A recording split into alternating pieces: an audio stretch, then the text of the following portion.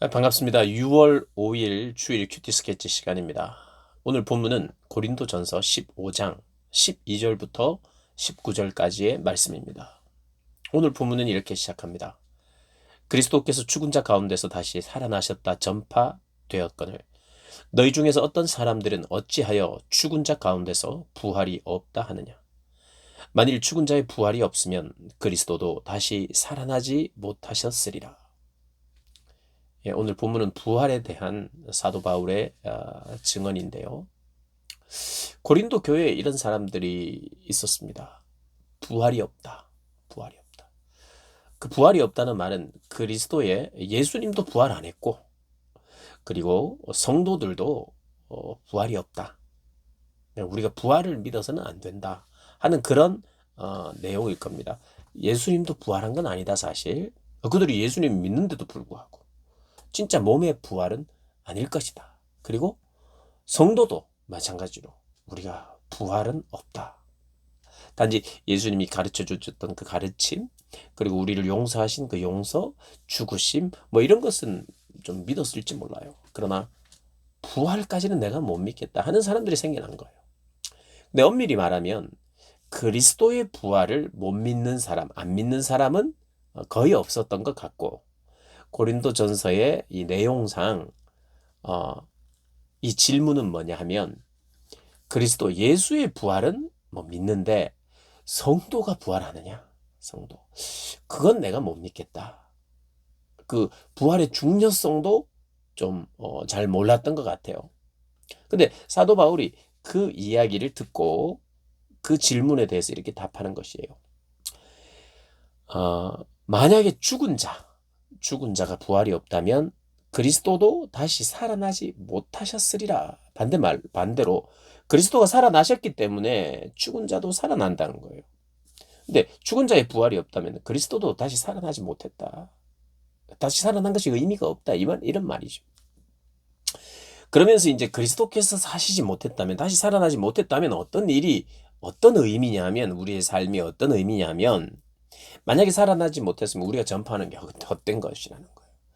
그러니까 부활만 빼고, 그것도 그리스도의 부활도 믿고 다 믿는데 나의 부활, 내가 죽고 부활하는 거, 그리고 이미 죽었던 사람들이 부활하는 거, 우리 성도들의 부활은 안 믿는 거, 그거 하나만 안 믿는데도 불구하고 사도 바울이 어떻게 이야기하냐면 그가 전파한 모든 것이 헛되대요.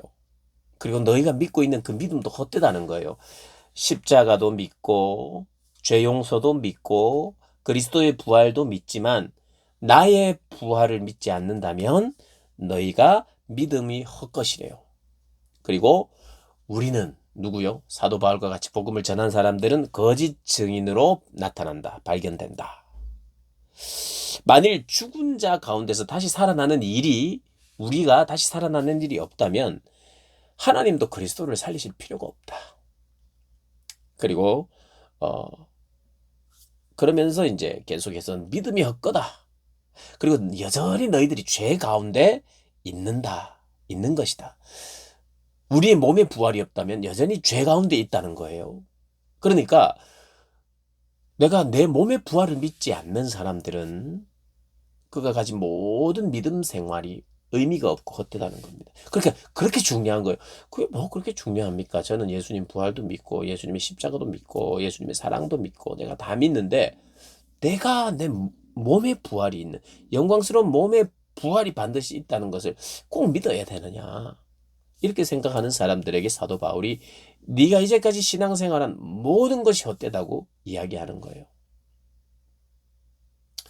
그래서 여전히 죄 가운데 있고 여러분 여전히 우리가 죄 가운데 있는 것은 얼마나 불행한 일입니까? 그리고 18절에 그리스도 안에서 잠자는 자도 망한 거래요. 이미 죽으면 그 망한 거라는 거예요. 믿음도 헛된 것이고 부활도 없는 것이고 그 모든 것이 헛되기 때문에 지금 잠자는 사람은 아무런 소망이 없다. 지금 죽은 사람은 아무런 소망이 없다. 망한 것이라 이렇게 이야기합니다. 그리고 19절에서는 마지막에 이렇게 이야기합니다.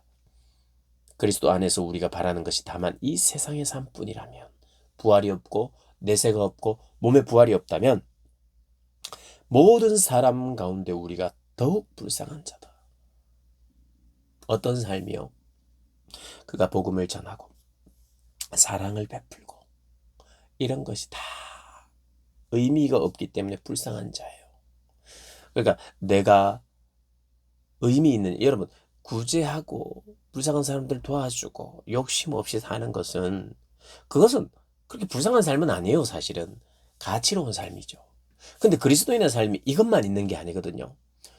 약한 사람 도와주고 사랑을 실천하고 이러면 보람도 있단 말이에요.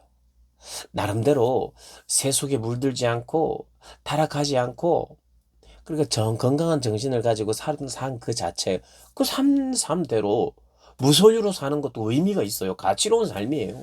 무소유로 살든지 가난하게 심령이 가난하여서 그가 사는 삶의 뭐 스타일이나 생활 방식이 다 의미 있고 가치로워요. 남을 위해서 사는 것도. 그런데 왜 가장 불쌍한 자라고 했느냐? 믿는 자들에게는요, 핍박이 있잖아요. 박해가 있잖아요. 무엇 때문에요? 예수 믿는다는 것 때문에. 박해를 무릅쓰고 복음을 전하고 그 박해를 견뎌내고 사랑하고, 이런 내가 의미 있는 일을, 종교 생활을 통해서도 의미 있는 일을, 내 나름대로의 가치를 느낄 수 있어요. 그리고 그런 삶을 가지고 불쌍하다고 할 필요는 없어요. 그러나 내가 그냥 종교적인 신념, 믿음 안 지켜도 되는 거잖아요. 정말 부활이 없다면. 그리고 목에다 칼을 대고 너 예수 믿을래? 믿지 않을래? 할 때 저는 예수 믿고 죽겠어요 하고 순교한 사람들, 이런 사람들이 의미 없는 그런 박해와 고난과 핍박을 당한 것, 이 세상 속에서 어울려서 살지 않고 그렇게 산 것 뿐만 아니라 박해, 핍박, 내세를 향한 소망을 가지고 그걸 달게 받고, 오히려 박해할 때 오히려 기뻐하라 말씀하신 주님의 말씀을 듣고 그렇게 살았는데, 만약에 우리 몸에 부활이 없다면 가장 불쌍한 사람인 거죠. 사도 바울의 생애가 정말 불쌍한 거예요. 잘못된 신념 때문에 그가 엉뚱하게 고생한 거잖아요. 불쌍한 거라는 거예요. 사도 바울은 자기 같은 사람이 가장 불쌍하다고 말하는 거예요. 만약에 내 몸의 부활, 성도의 몸의 부활이 없다면. 그래서 여러분, 우리 주님은 우리의 몸의 부활을 위하여 죽으셨어요. 우리 몸의 부활을 위하여 그분이 살아나셨습니다. 그분이 우리 몸의 부활을 위하여 첫 열매가 되셨어요. 그리고 몸이 부활하여 영원히 주님과 함께 사는, 그러니까 우리 몸은 반드시 부활합니다. 우리에게 그런 은혜를 주셨다는 것. 그래서 예수님의 십자가도 믿고 그리스도의 부활도 믿는데, 나의 부활을 안 믿으면 오늘 본문을 몇 번 읽으시면서 나의 몸의 부활이 하나님께서 구원의 여정 속에 아주 중요하게 하나님이 반드시 있어야 되는 사건으로 우리에게 그렇게 일어나야만 참된 영원한 생명이 주어진다는 걸 반드시 기억해야 돼요. 대충 믿어서도 안 되고 타협해서도 안 되고, 그게 뭐 나에게는 중요하지 않아요. 내가 오늘을 이 땅에서 어떻게 사느냐가 더 중요하죠 라고 생각한다면 오산입니다. 우리의 믿는 믿음, 몸의 부활을 믿으며 내세를 소망하며 이 땅을 사는 거예요. 고난과 핍박과 박해도 감수하는 거예요. 그래서 그게 의미 없는 것이 아니라, 만약에 몸에 부활이 없다면 그는 의미 없고 가장 불쌍한 것인데, 기쁨으로 받을 수 있고 그것을 감당해낼 수 있는, 그리고 핍박이 올 때 능히 이길 힘이 생기는 거죠. 그런 내세의 소망을 분명히 하되, 그 내세의 소망 중 아주 중요한 이 부활 교리, 내 몸의 부활을, 그래서 우리가 사도신경에 몸이 다시 사는 것을 믿는다고 고백하잖아요. 이 믿음의 고백이 얼마나 중요한지 몰라요.